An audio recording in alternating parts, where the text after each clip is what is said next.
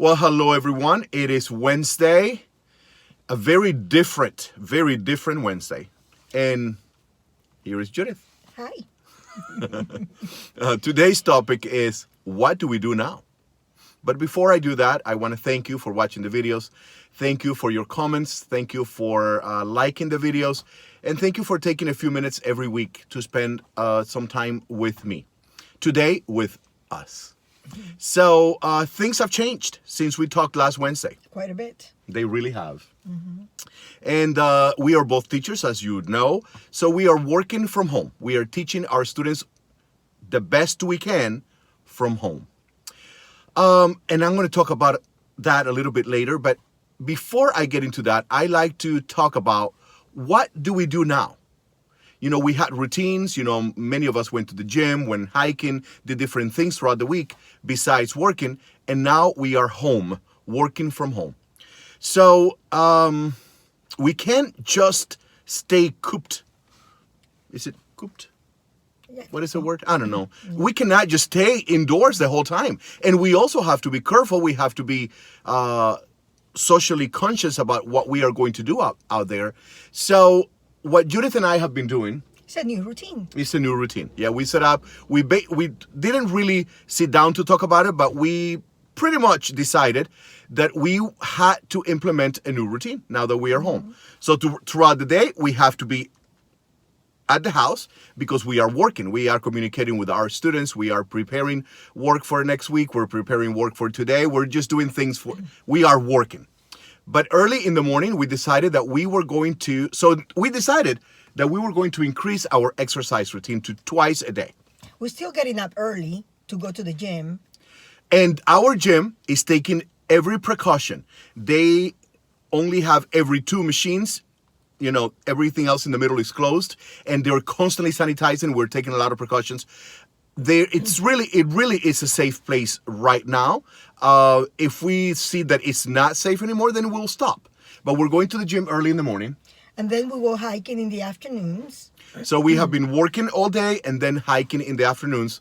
And the hiking trails, you know, usually if there are people coming this way, they know better and we know better. And we say hello, but we don't get too close to each other. So we are still practicing social consciousness when we are doing these things. The important thing is that we are not indoors the whole time. Yeah, it's necessary. Otherwise, you can get depressed. So be careful with that. And then the next thing that I want to talk about is what do we do now? Yes, the county has different guidelines and different ways that they're trying to help students and teachers to deal with this new reality. But for me, my students don't have, you know, I've contacted every student and they don't, maybe 3 or 4 have access to a device and internet and the rest do not. And I have 20 students. So we are preparing packages that are very detailed with instructions, many things, and we are encouraging them. And actually we are calling them, if not daily, every other day to see if they need any help, or even if it is just for them to hear my voice, right? To know that we are still teaching them, that we are very much worried about them and that we want them to succeed, just as if they were in school.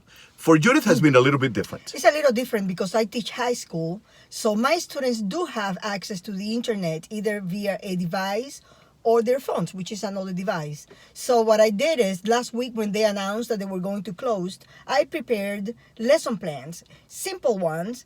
They still have the learning targets. They still have the objective on there, but very simple. They have a video, they have an activity, and then they have since I teach ELLs, they have a reminder to log into Rosetta Stone half an hour every day so that they can continue with their language studies.